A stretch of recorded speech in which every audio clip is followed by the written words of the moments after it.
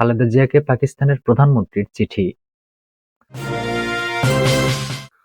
নির্বাচনের তারিখ ঘোষণায় গড়িমসি করা স্বাভাবিক বিষয় নয়, মন্তব্য রুহুল কবির রিজভীর। এদিকে বিশ্ব ইজতেমায় ড্রোন ক্যামেরা ব্যবহারে নিষেধাজ্ঞা। সর্বশেষ জানাবো, সংস্কারের আলাপ যত দীর্ঘ হবে দেশ তত সংকটে পড়বে, বলেছেন তারেক রহমান। এতক্ষণ শুনছিলেন সংবাদ শিরোনাম, এবারে বিস্তারিত। খালেদা জিয়াকে পাকিস্তানের প্রধানমন্ত্রীর চিঠি। বিএনপি চেয়ারপারসন বেগম খালেদা জিয়াকে চিঠি দিয়েছেন পাকিস্তানের প্রধানমন্ত্রী শেহবাজ শরীফ। ওই চিঠিতে তিনি খালেদা জিয়ার সুস্থতা কামনা করেছেন।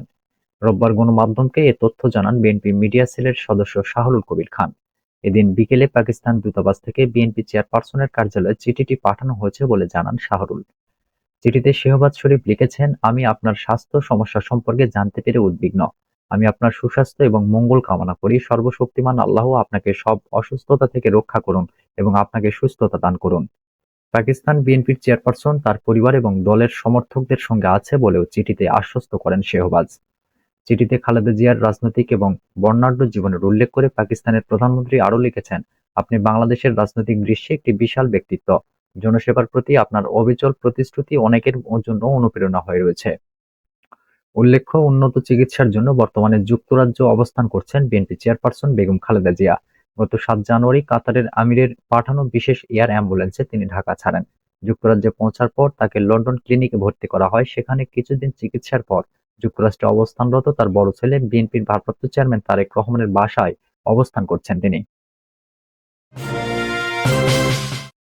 নির্বাচনের তারিখ ঘোষণায় গড়িমসি করা স্বাভাবিক বিষয় নয়, মন্তব্য রুহুল কবির রিজভীর। অবাধ সুষ্ঠু নির্বাচনের তারিখ ঘোষণা করতে গড়িমসি করা কোনো স্বাভাবিক বিষয় নয় বলে মন্তব্য করেছেন বিএনপির সিনিয়র যুগ্ম মহাসচিব অ্যাডভোকেট রুহুল কবির রিজভী। অন্তর্বর্তী সরকারের উদ্দেশ্যে তিনি বলেন, সংস্কার হলো চলমান প্রক্রিয়া। এই সংস্কারের জন্য সবকিছু আটকে রাখা, এটা জনগণ কখনোই অথবা যারা রাজনীতিকে পর্যালোচনা করেন, পর্যবেক্ষণ করেন, পৃথিবীর বিভিন্ন ইতিহাস থেকে তাদের কাছে এটা গ্রহণযোগ্য হবে না।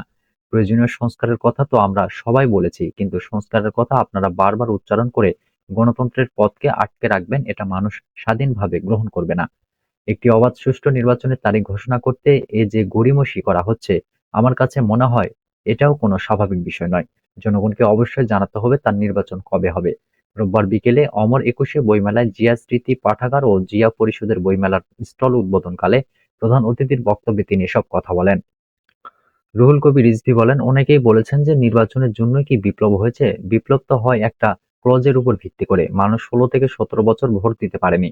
১৭ বছর মানুষ তার নিজের চিন্তা অনুযায়ী তার সরকার পরিবর্তন করতে পারেনি। সুতরাং অবাধ সুষ্ঠু নির্বাচন এবং জনগণ ভোটকেন্দ্রে গিয়ে ভোট দিতে পারার যে অধিকার, সেই অধিকারকে হরণ করা হয়েছিল। এটা পুনঃপ্রতিষ্ঠিত করা অন্যতম গণতন্ত্রের শর্ত। তিনি বলেন, আজকে আমরা যতটুকুই স্বস্তির নিঃশ্বাস নিতে পারছি, যতটুকুই আলো বাতাস পাচ্ছি, এটির পরিধি আরও বিস্তার করতে হবে। সামনে আমাদের যে কাজগুলো রয়েছে সেগুলোকে নিশ্চিত করতে হবে। আমরা গণতন্ত্রের পথে হাঁটার পরিবেশ পেয়েছি, কিন্তু পরিপূর্ণ গণতন্ত্র আমরা এখনো পাইনি। মানুষ তার মালিকানা এখনো ফিরে পায়নি, অর্থাৎ জনগণ যে তার সরকার গঠন করবে তার যে ক্ষমতা, সেই ক্ষমতা এখনো নিশ্চিত হয়নি। অবাধ, সুষ্ঠু, ইনক্লুসিভ নির্বাচন যেদিন নিশ্চিত হবে, সেদিন গণতন্ত্রের সবচেয়ে বড় উপাদান নিশ্চিত করা যাবে এবং জনগণ তার মালিকানা ফেরত পেয়ে গণতন্ত্রের পূর্ণ বিকাশের পথে এ জাতি হাঁটতে পারবে। বিশ্ব ইজতেমায় ড্রোন ক্যামেরা ব্যবহারে নিষেধাজ্ঞা। বিশ্ব ইজতেমা ময়দানসহ আশেপাশের ২ কিলোমিটার এলাকায় ড্রোন ও ড্রোন ক্যামেরা ব্যবহারে নিষেধাজ্ঞা দেওয়া হয়েছে। রোববার সন্ধ্যায় Gazipur metropolitan police commissioner Nazmul Karim Khan স্বাক্ষরিত এক গণবিজ্ঞপ্তিতে এই আদেশ দেওয়া হয়। গণবিজ্ঞপ্তিতে বলা হয়েছে, বিশ্ব ইজতেমা চলমান রয়েছে। বিশ্ব ইজতেমায় দেশ-বিদেশের লাখ লাখ ধর্মপ্রাণ মুসল্লিদের সমাগম হয়। মুসল্লিদের নিরাপত্তা ও সার্বিক আইনশৃঙ্খলা রক্ষার স্বার্থে বিশ্ব ইজতেমা ময়দানসহ আশেপাশের ২ কিলোমিটার এলাকার মধ্যে গাজীপুর মেট্রোপলিটন পুলিশের বিশেষ শাখার অনুমতি ব্যতীত ২ ফেব্রুয়ারি থেকে আগামী ১৮ ফেব্রুয়ারি পর্যন্ত ড্রোন ও ড্রোন ক্যামেরা অথবা ভিডিও সহ অন্য কোনো প্রকার ইলেকট্রনিক ডিভাইস উড়ানো বা ব্যবহার না করার জন্য অনুরোধ করা হলো। এ আদেশ অমান্যকারীদের বিরুদ্ধে যথাযথ আইনগত ব্যবস্থা গ্রহণ করা হবে। সরকারি সংস্থা বিশ্ব ইজতেমা ময়দানে ড্রোন ব্যবহারের সংখ্যা ও ড্রোন উড্ডয়নের সময় সম্পর্কে গাজীপুর মেট্রোপলিটন পুলিশের সিটিএসবি-কে আগে অবগত করার জন্য অনুরোধ করা হলো। রোববার সকালে বিশ্ব ইজতেমার প্রথম পর্বের আখেরি মোনাজাতের সময় বিকট শব্দে আতঙ্কিত হয়ে কমপক্ষে ৪০ জন আহত হয়েছেন। সংস্কারের আলাপ যত দীর্ঘ হবে দেশ তত সংকটে পড়বে, বলেছেন তারেক রহমান। সংস্কার বক্তব্য রেখে এ আলাপ দীর্ঘায়িত না করার আহ্বান জানিয়েছেন বিএনপির ভারপ্রাপ্ত চেয়ারম্যান তারেক রহমান। এ বিষয়ে সতর্ক করে তিনি বলেছেন, সংস্কারের আলাপ আলোচনা দীর্ঘায়িত হলে স্বৈরাচার সুযোগ পেয়ে যাবে, আবার দেশের মানুষের কাঁধে চেপে বসবে। সংস্কারের আলাপ যত দীর্ঘ হবে দেশে তত বেশি সংকটের মুখে পড়বে। রোববার বিকেলে রাজধানীর শ্যামপুরে কদমতলী শিল্প এলাকায় ৩১ দফা প্রশিক্ষণ বিষয়ক কর্মশালায় প্রধান অতিথির বক্তব্যে এ কথা বলেন তারেক রহমান। বিএনপির ঢাকা মহানগর দক্ষিণ শাখায় এই অনুষ্ঠানের আয়োজন করে, এতে ভার্চুয়ালি যুক্ত হয়ে বক্তব্য দেন তারেক রহমান। সংস্কারের প্রস্তাবগুলোকে বাস্তবায়ন করতে হলে সবার আগে নির্বাচন প্রয়োজন বলে উল্লেখ করেন তারেক রহমান। তিনি বলেন, নির্বাচনের মাধ্যমে যাদের জনগণ দায়িত্ব দেবে, সংস্কারের কাজ তারাই শুরু করতে পারবে। তাদের শুরু করতেই হবে, কারণ যারা নির্বাচিত হয়ে আসবে তারা জনগণের কাছে ওয়াদা করবে যে তারা সুযোগ পেলে বাস্তবায়ন করবে এই সংস্কার। তিনি বলেন, দেশের মানুষ বিএনপিকে রাষ্ট্র পরিচালনার সুযোগ দিলে প্রত্যেকে যে যার অবস্থান থেকে যে সংস্কারের ওয়াদা জনগণের সামনে দিয়েছেন, প্রত্যেকের অবস্থান থেকে সেই ওয়াদা পূরণের সর্বোচ্চ চেষ্টা করবেন। তারেক রহমান বলেন, যেসব বিজ্ঞ ব্যক্তি যারা সংস্কারের কথা বলছেন, সবার কাছে রাজনৈতিক দলের অবস্থান থেকে আহ্বান জানিয়ে বলতে চাই, সংস্কার বক্তব্য রেখে দয়া করে এই আলাপ দীর্ঘায়িত করবেন না। কারণ আলাপ যত দীর্ঘায়িত করবেন তত বেশি সংকটের মুখে পড়বে দেশ। সংস্কার আলাপ যত দীর্ঘায়িত করবেন দেশে তত ষড়যন্ত্রকারীরা ষড়যন্ত্র করার সুযোগ পাবে। সংস্কারকে যত দ্রুত বাস্তবায়ন করা হবে, দেশকে, দেশের মানুষকে তত দ্রুত বিপদ থেকে রক্ষা করতে পারব। জনগণের ভোটের মাধ্যমে সরকার গঠন করতে পারলে সেই সরকার জবাবদিহি করতে বাধ্য থাকবে বলে মন্তব্য করেন তারেক রহমান।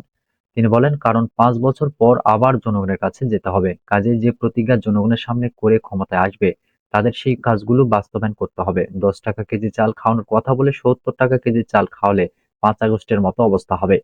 বক্তব্যে বর্তমান বাজার পরিস্থিতি নিয়েও কথা বলেন তারেক রহমান। তিনি বলেন, নিত্যপণ্যের দাম অনেক বেশি, লাগামহীন গতির লাগাম টেনে ধরতে হবে। বড় বড় কথা বললেই হবে না, মানুষের কর্মসংস্থানের ব্যবস্থা করতে হবে। কেবল উচ্চকক্ষের কথা, এক ব্যক্তি দুবারের বেশি প্রধানমন্ত্রী হবে না, একথা বললেই হবে না।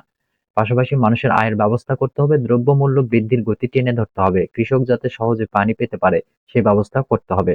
শিক্ষা ব্যবস্থা সহজ করতে হবে, নজর দিতে হবে স্বাস্থ্যের দিকে, ওষুধের দাম কমাতে হবে, চিকিৎসা সেবা উন্নত করতে হবে, যানজটকে সহনীয় অবস্থা নিয়ে আসতে হবে।